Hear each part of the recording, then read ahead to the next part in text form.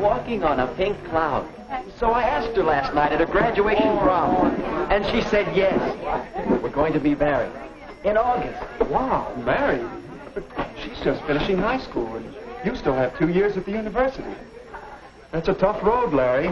What are you going to use for money? Well, Sue's folks were going to pay something to put her in junior college here in town for 2 years. So we'll have that. But instead of going to college, she'll get a full-time job in campus town. Say she doesn't care anymore about education. So with that, and my part-time job, well, we'll get by. Uh-oh. Here's Sue now. You two probably want to be alone.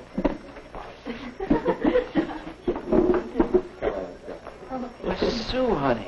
Oh, Larry. Well, what's the matter? It's the folks. We had a terrible scene. I couldn't sleep a wink. They don't approve. They say I'm too young. They want me to finish 2 more years of schooling before I even get engaged. Oh, Larry. Oh, buck up, sweetheart. They can't stop me. Relax. And act normal till after your graduation next week. Then I can borrow Phil's car. Down to Greenville. There's a justice of the peace down there. We'll elope, honey. But, Larry, I wanted a church wedding. And all the parties and showers for me, too. And my folks, that would break Mom's heart. Well, we're the ones that are getting married, not your folks. I don't know, Larry. I read somewhere that a marriage without parents' approval has 2 strikes on it from the start.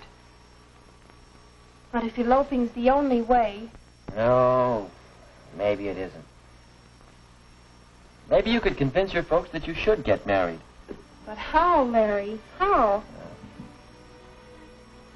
Say, I'll bet we could get some advice from the marriage counselor over at the church. His name is Hall. Bill told me about him. He teaches a course in marriage and family living at the college. Do you think he could help me with my folks? Well, it's worth a try, isn't it?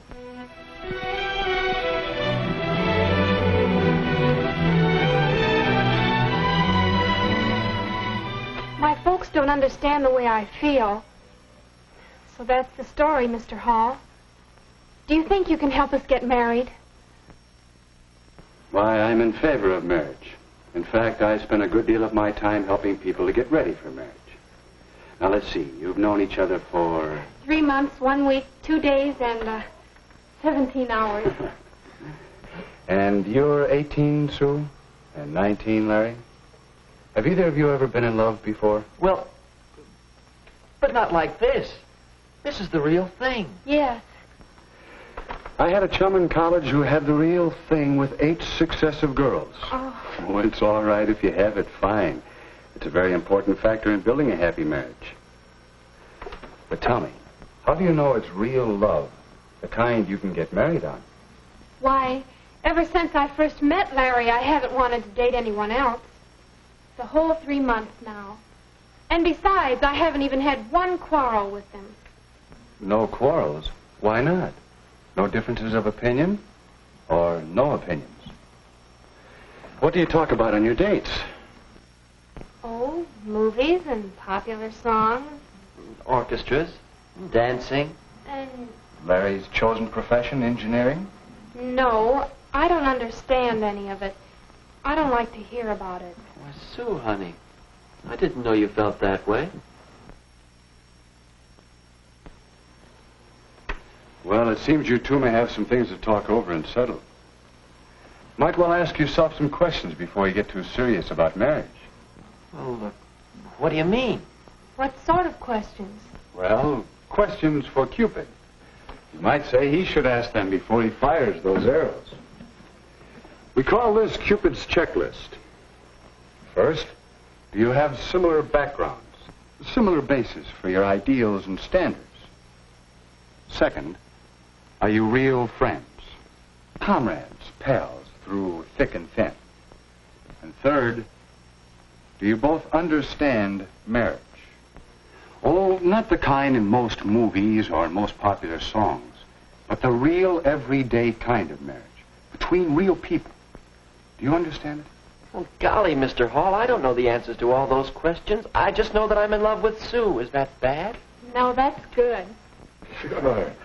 And it's good when you recognize that you don't know the answers. It's a good sign. I don't know. I think we're friends. And maybe we can understand marriage, but backgrounds, how do they affect getting married? Well, come over here a minute. Perhaps I can show you what I mean. What's that? I call it a marriage development board. It represents the psychological distance between a husband and a wife from the time they are born until they die. But what does it all mean?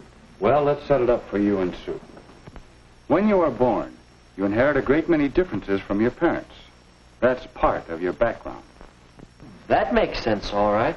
Now, as you grow up, you each develop separate and unique personalities.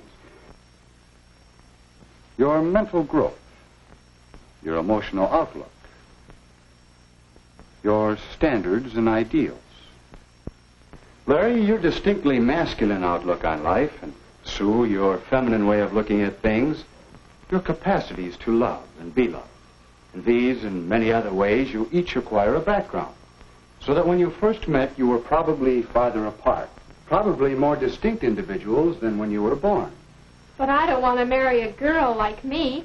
I want to marry a man like him. So even though we're close together here, we don't know how far apart we are there. That's right. When you two met, there was probably an early physical reaction, a romantic attraction that pulled you together, a love appeal that hit you sort of boing.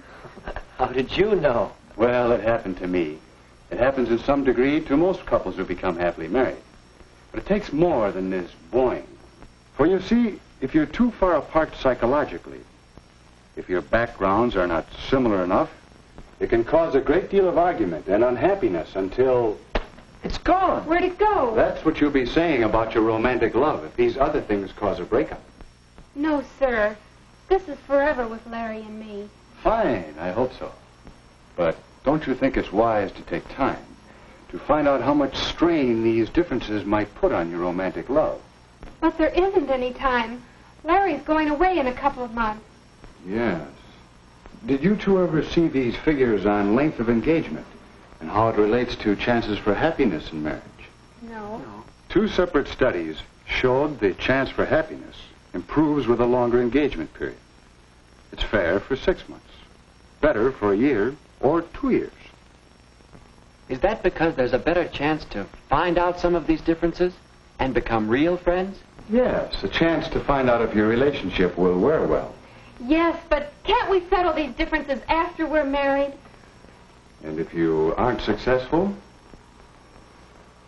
before you become too deeply involved, find out if the distance might turn out to be too great. Here's another angle that should interest you both. How age when married affects the chance for happiness. You can see that the chances are better after the man reaches 21 or so.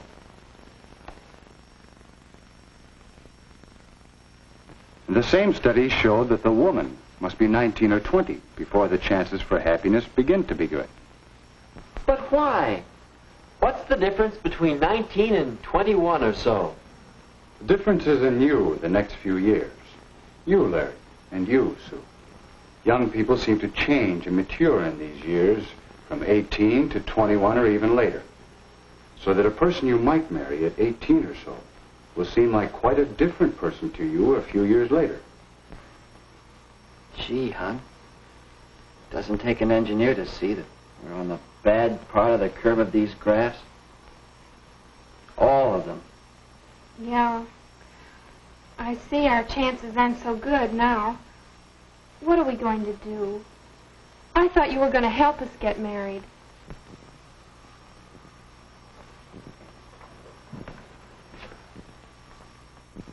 I believe I can. I think you two have a lot of what it takes to build a successful marriage. And yet, you wouldn't try to plan and build a house in 3 months, would you? Shouldn't a marriage have better planning? If you two are going to build a successful family team that will last for 40 or 50 years, how long do you think it should take to get ready for it? All right. we know when we've done it? When the two of you are ready for marriage, you'll sense a new feeling between you. The two of you united as a pair, thinking as one unit, acting as one unit in the building of a marriage and a new family. Your sense of pairedness shows up in the way in which you consider what's best for the pair of you over what you want individually for yourself. Think how often you speak of things from my point of view instead of ours. How often you say, I want, instead of we want. I guess it wasn't my folks that needed convincing, it's me. I mean, it's us, isn't it, Larry? Yeah, we'll say. And so, in terms of the checklist for Cupid, Larry and Sue began to examine their readiness for marriage. Do we have similar backgrounds? Do we agree on our religious beliefs? And have the same feelings about religion in general? Do we have the same ideals and standards and tastes?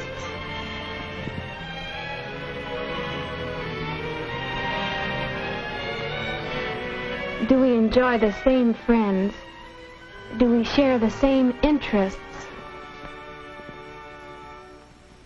And what about Sue and me? Are we real friends? Do we have a real happiness in being together? Talking? Or just doing nothing together? Does each of us really want to make the other one happy?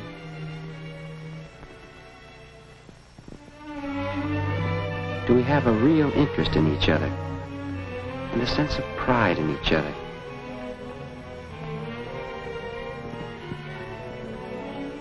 Do we know each other's peculiarities?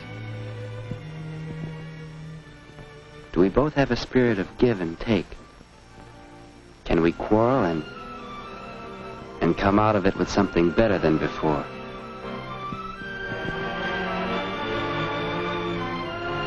Do we really understand marriage? Do we understand the social aspects of marriage? Have we an understanding about money matters and how important it is to have enough money to do more than just get by? Do we understand the physical aspects and the family side of marriage? Do we know how much work there is to a marriage? And overall, do we have a feeling of paired unity? Those questions were helping us to find out just how strong our relationship was and helping us to strengthen it. So the next time we called on Mr. Hall, we realized how much he had been helping us. He had been talking for some time with our parents, and there seemed to be general agreement that Sue and I now had a much better idea of just how much psychological distance still separated us. If you want to, Sue, your mother and I, we can make arrangements for you to begin school at State U this fall with Larry instead of at the junior college. If we want to. Then, if you two get along, in school, that is, if you continue to reduce the psychological distance, then perhaps at Christmas vacation or at Easter vacation, we'll be glad to announce the engagement. Oh, Larry! And then we can be married when Larry graduates in 2 years. I mean, 1 year and 10 months and 3 days. Yes, if the engagement period gives you two the opportunity to work things out together. If you both still want it. I guess you might say we're engaged to be engaged. And Mr. Hall, we both want to thank you. And say, now do you think we have anything more than... Boing! Why, yes, I think you've made a good start towards getting ready for marriage.